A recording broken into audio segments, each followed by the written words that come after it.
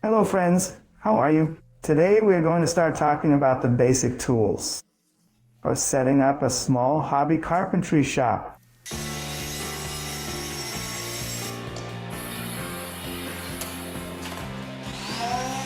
Mother.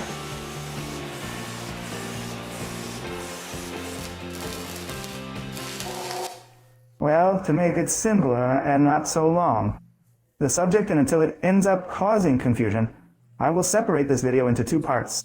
In this first part, we will talk about the basic tools for those who want to work with solid wood. And secondly, for those who are going to work with sheet metal, MDF, or plywood. This is because there is a certain difference, yes, in the tools that are useful, fundamental. We will deal here with tools that are basic for A. Hobby is very important, that's good, but I know it's almost impossible to answer that. Everything in a single video.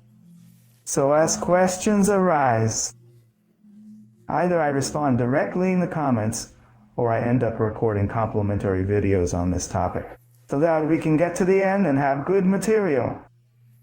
Research for those who are just starting out. The goal is for us to achieve, organize in a way that you can start working. Still with little investment, and they start and acquire over time. The tools that will add ease and quality. Your work is even greater, okay, without the hassle of buying a tool.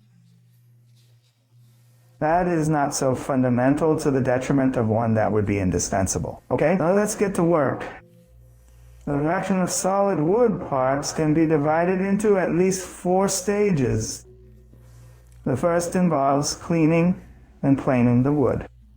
It is necessary to remove irregularities and warps from each piece of wood. It is a complete and structured carpentry. The boards or planks go through the planer and then through the thicknesser. The carpentry doesn't steal them, and we don't always have the space or resources to have them, and we can launch a lot of alternatives.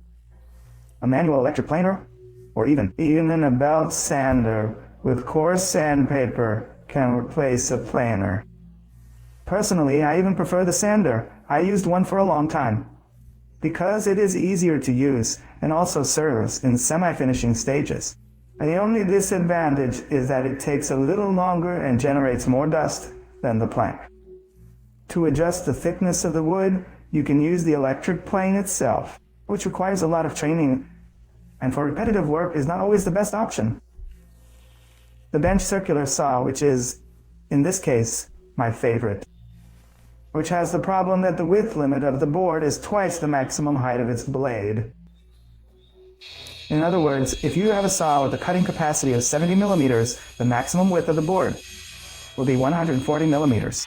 A third option is to use a manual router with Gibbs acid, like the one I made. An interesting tool that has entered the market and that I still don't know. It is a dual function worksheet from the range. It has both a planing machine and a thicknesser for A. A very good price, but it is still above many people's budget. The next step is cutting. Just among the professional tools we have miter saw, bench circular saw, miter saw, bandsaw, manual circular saw, manual jigsaw, regiocutical bench saw, among others.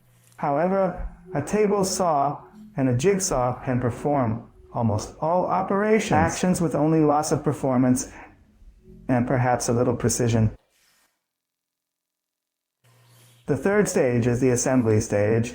This is the most complicated to list, as there may be variations from project to project, and even in work style. Bench drill, it is necessary, but with some practice, most of the tasks can be done with A. Number 1. I myself worked for a long time without A. Manual drill. This is indispensable. Screwdriver, although it is very valuable, and one of my favorites in the workshop, it is possible to do a lot with a good Phillips screwdriver, especially if there are only small screws. A good alternative is to buy a manual drill. That already has the screwing function. Craig jig, a great tool, but unfortunately in Brazil, its price is not very attractive. And it can be replaced by other assembly techniques such as drills and tenons, which I really like to use, and also dowels. Pneumatic pinner and compressor. You can wait a little and the good old hammer still does the job. Finishing manual sander. In the last decade it has become very cheap. The result is worth buying. As soon as possible. Compressor and paint gun. It greatly improves the quality of the finish, especially when we take into consideration time versus quality. Don't stop producing if you don't have these kits. It is possible to use other techniques such as micelle. And that will be able to good finish on the pieces requiring a little more work, a little more practice. But this is even good for technical evolution. In short, I would put this on my priority list. A bench circular saw and a hand drill. I would buy these together. I would place the belt sander in a third position because it is possible to buy wood that is already prepared, even already thickened. Obviously, this reduces our task. It becomes a little difficult.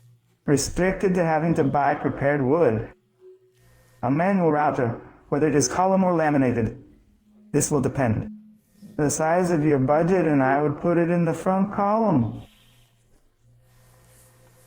A good jigsaw, a sander, orbital or roto-orbital, a screwdriver, and a bench drill.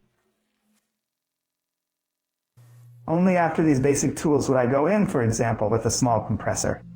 That would come before a miter saw, because you can, with a table saw, or even with a hand saw, you can make most of the frames you need, or even all of them. In this case, the Serra de Esquadrilla serves much more to speed things up than necessary. As a fundamental tool, I don't even have an electric meter saw to this day. I can bend over backwards and turn around. Very good, and don't let it work, so obviously I haven't listed it yet, but they would be included. In this fundamental, a bench, a good square. Various miscellaneous hand tools, such as pliers. A good saw. I would also invest in a good drill kit. Anyway, and then life goes on in social investments. We're not going to list all of this here because otherwise this video will be very long. Okay guys, that's it. Remembering that now, right here in the corner. I think that's it. There's an icon in the upper right corner of the screen. That is, it'll now show videos or playlists that are related to the subject of the video. So most of the videos are already being placed. This one will already be placed. And then you can search for subjects that are related to this one. Okay guys, that's it. And I hope you liked it soon. I'll be back to talk about the tools to find. That's it. Hugs to everyone and see you next time.